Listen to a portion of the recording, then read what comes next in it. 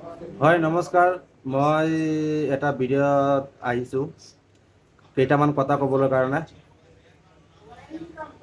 সি কলকাতাত কেইদিনমান আগতে ৰেপ কৰিছিলে। সেইটো গ'ল।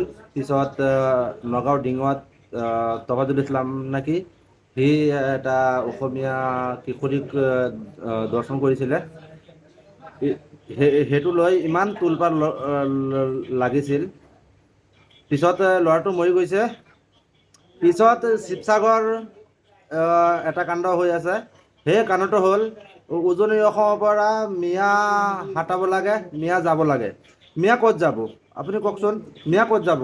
যিবিলাকে হিন্দু মানুহৰ লিডাৰ, হিন্দু লিডাৰ কেইটামান আছে কুকুৰৰ নিচিনা বক বকাই থাকে, সেইবিলাক কৈ আছে হিন্দু যাব লাগে। হিন্দু ক'ত, মুছলিম ক'ত যাব? মিয়া